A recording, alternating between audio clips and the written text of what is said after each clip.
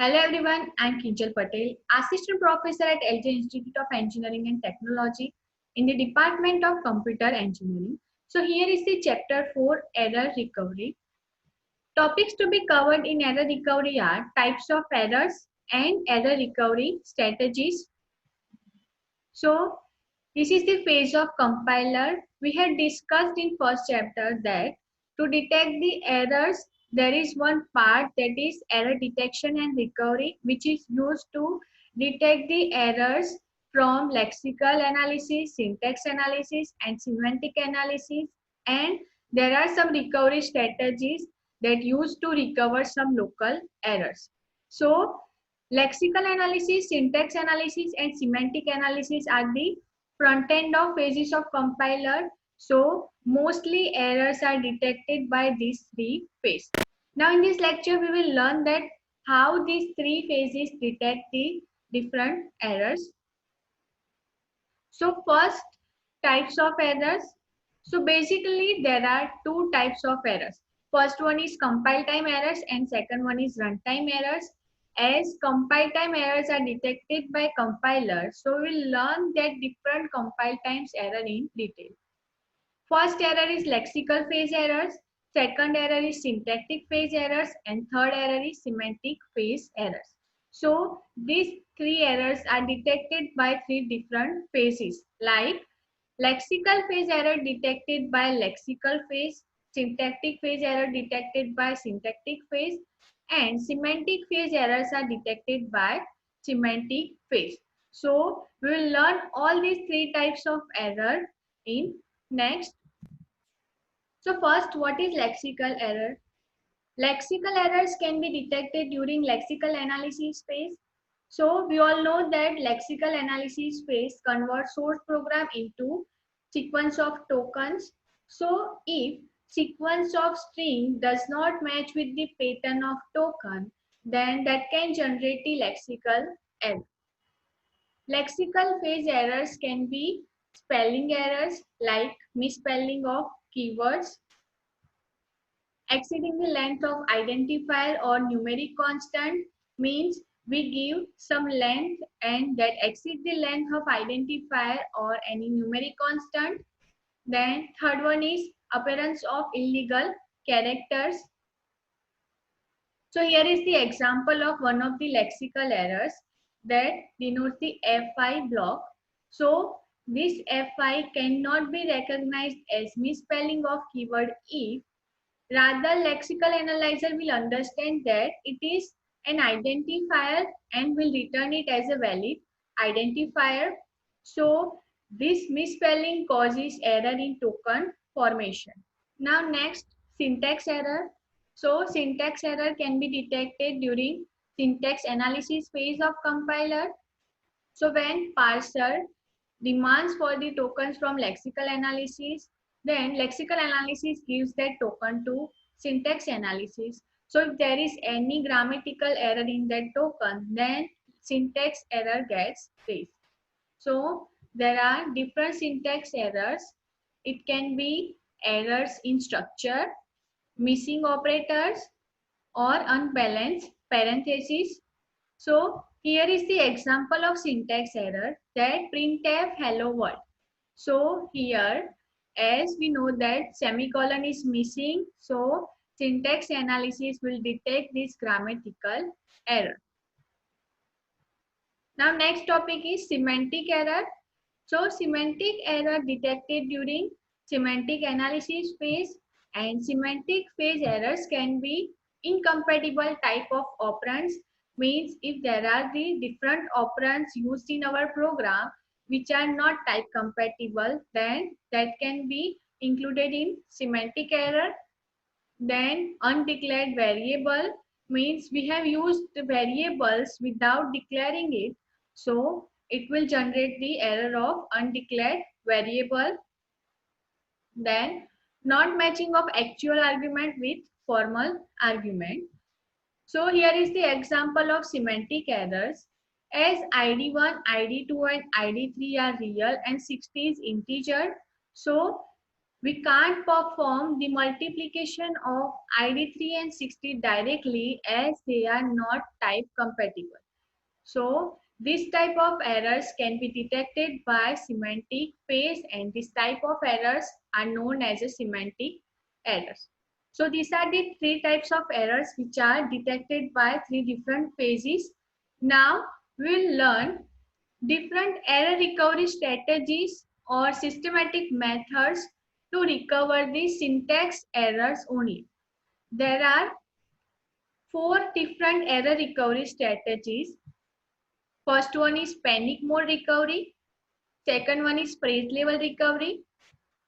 Third one is error production. And fourth one is global correction. So these are the four error recovery strategies which used to recover the syntax error only. Okay. So first one is panic mode recovery. So in this method, on discovering error, the parser discards the input symbol one at a time. This process is continued until one of a designated set of synchronizing token is found. Synchronizing token means a delimiter such as semicolon or end, which denotes the end of statements. Okay, so there are some symbols used in different languages which denote the end of statements. For example, semicolon or end. So this designated set of synchronizing token means the pre-specified set of synchronizing token which denotes the end of statement. So the parser scans the entire statement means until the designated set of synchronizing tokens found. So until synchronizing tokens found, panic mode recovery will consider that as a entire statement, and it will scan that statement and discard the input symbol if there is error in that symbol. So this technique is this technique is the easiest technique from all, but it is not the best technique. Yes, if there is less number of error in the same statement, then this is best choice, and this technique will not go into infinite loop. So this is the advantage of this technique, that it will not go into infinite loop. Here is the example that as panic mode recovery scans the entire statement, so this block Fi will be considered as an error, which is misspelling of identifier. Otherwise, if it not scan the entire statement at a time, then it can return Fi as an valid identifier. So this is the advantage of panic mode recovery, that it scans the entire statement at a time. Okay. Next technique is phrase level recovery. So in phrase level recovery method, on discovering an error, parser performs local correction on remaining input. What does it actually do? It replaces the prefix by some string and allow parser to continue the program for remaining input. So it performs the local error correction like replacing comma by semicolon, then deletion of semicolon, or inserting the missing semicolon. So these are the local correction phrase level recovery performs. So these corrections are difficult, especially when the error has occurred before the detection of that error. For example, we are at line 5 and parser found that syntax is not right. So the actual error is at line 2. So it is difficult to resolve the error at line 2 by phrase level recovery. So this type of local correction is decided by compiler designer, and this phrase level recovery is used by many error repairing compilers, as this is advantageous to replace the prefix by some other string to perform the local correction. So this method is advantageous, but yes, this method does not aim for the minimal transformation, like it does not give the optimized result. It performs the local correction but not optimized correction. So next method is error production. If we have good knowledge of common errors that might be encountered, Then we can augment the grammar for the corresponding language with the error production that generate the erroneous constructs. Means while developing any language, if we know that if programmer will write the programs in such a way that there are list of errors that can occur. So if we know that error will be occurred, then we can make a error production and we can augment that error production with the grammar of corresponding language. So error production defines the common errors. So if error production is used, then during parsing, we can generate appropriate error messages and parsing can be continued. Like if error occurs, then parsing would not be stopped. Parsing just generate the error messages that these are the errors has been generated and it will be continued. Production works like exception that we know that if we divide the number with 0, then error can occur. So we just print the messages and we continue the program. So error production does the same, that it generates the appropriate error messages and parsing can be continued for the remaining input. Now the last method is global correction. So global correction correct the input string. For example, if there is an incorrect input string X and we want to convert this incorrect input string into correct input string which is Y. So that conversion, that transformation should be as minimum as possible.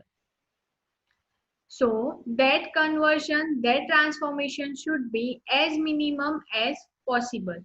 Means given an incorrect input string X and grammar G, the algorithm will find the parse tree for related string Y such that the number of insertion, deletion and changes of token required to transform X into Y is as small as possible.